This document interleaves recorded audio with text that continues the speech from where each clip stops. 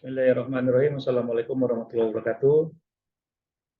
Selamat datang pada kajian untuk mata kuliah Hukum Ekonomi Islam, yang mana kami akan mengkaji mengenai lembaga crowdfunding menurut hukum Islam yang ada di Indonesia.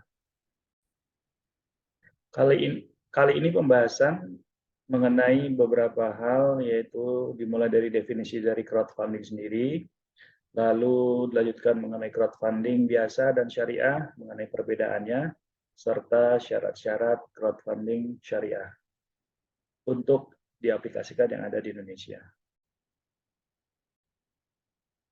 Crowdfunding dikenal dengan istilah patungan atau urunan sebagai istilah dari pengumpulan dana yang bernominal kecil dari banyak kelompok individu.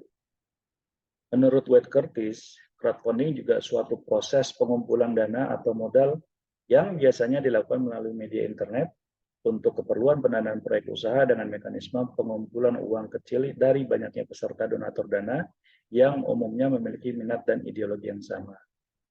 Jadi kalau kita simpulkan, crowdfunding juga merupakan suatu praktik penggalangan dana untuk berbagai jenis usaha, baik berupa ide produk, bisnis, atau kegiatan yang dananya diperoleh dari sumbangan masyarakat banyak dan seringkali memiliki suatu imbalan baik berupa barang atau jasa.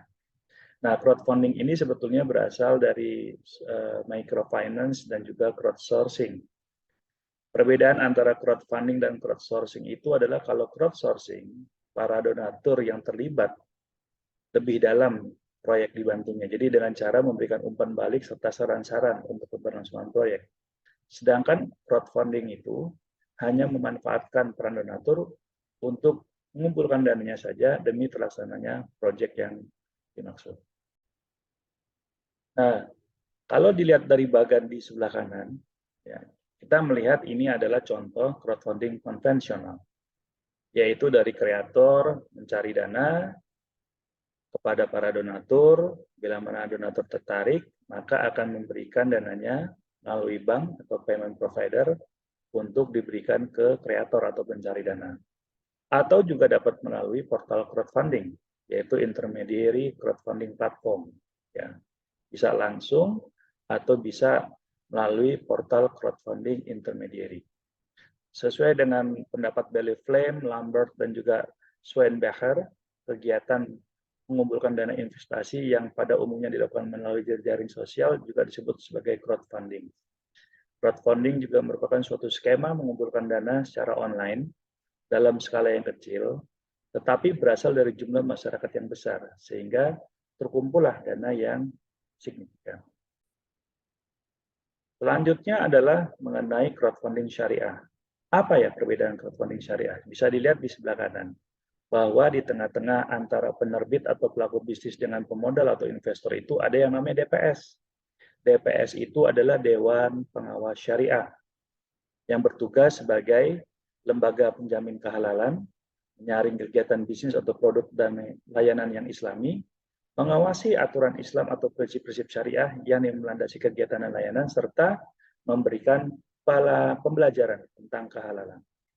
Tentunya crowdfunding syariah ini harus bebas dari maisir, yaitu perjudian, riba atau bunga, horor atau tipuan atau ketidakpastian untuk merugikan, serta tidak zalim atau tidak ada maksud untuk berbuat jahat. Seperti kita tahu bahwa aliran saham halal dari penerbit pada flow di nomor 1 ini kepada pemodal bisa melalui perantara, yaitu equity crowdfunding syariah. Sehingga setelah pemodal setuju, maka aliran dana halal ini akan menjadi pembiayaan dari pemodal kepada penerbit. Sehingga nanti akan mendapatkan return halal dari penerbit kepada si pemodal. Selanjutnya adalah bentuk-bentuk crowdfunding syariah. Bentuk-bentuk crowdfunding syariah ini terdiri dari atas dua. Yang pertama adalah musyarakah crowdfunding dan juga core crowdfunding. Inti dari musyarakah crowdfunding itu adalah para investor juga sebagai pemilik. Dan akad crowdfunding ini bisa juga dikatakan sebagai equity crowdfunding syariah atau termasuk model dari pasar saham, namun lebih terjangkau. Sedangkan kalau core crowdfunding itu intinya adalah mengenai pembiayaan berbasis pinjaman atau pemberian hutang. maka investor akan menikmati sejumlah manfaat. Pelaku bisnis masih sebagai pemilik dan wajib mengembalikan dana tersebut, sedangkan pemberi dana adalah pemberi pinjaman atau sebagai kreditor. Untuk itu, crowdfunding syariah sudah legal dilakukan di Indonesia, dan kita memiliki dasar-dasar hukumnya selain dasar hukum dari Al-Quran sendiri, yaitu dari surah Al-Maidah ayat 2.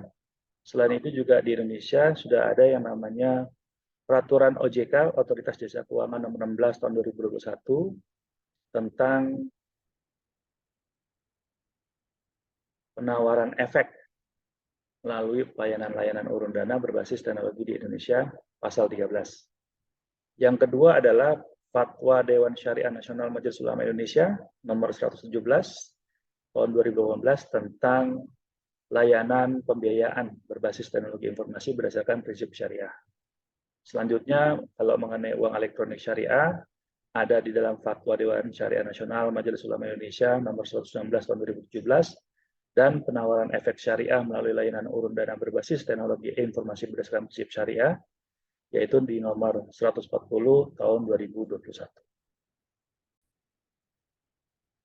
Demikian presentasi dari kelompok kami, Victor Arusubekti dan juga Mbak Fariza yang kebetulan sedang berhalangan karena ada tugas luar kota. Kami mengucapkan terima kasih untuk perhatiannya, semoga bermanfaat dan mohon maaf bila mana banyak kekurangan dan kesalahan. Wabillahi taufiq wal hidayah. Assalamualaikum warahmatullahi wabarakatuh.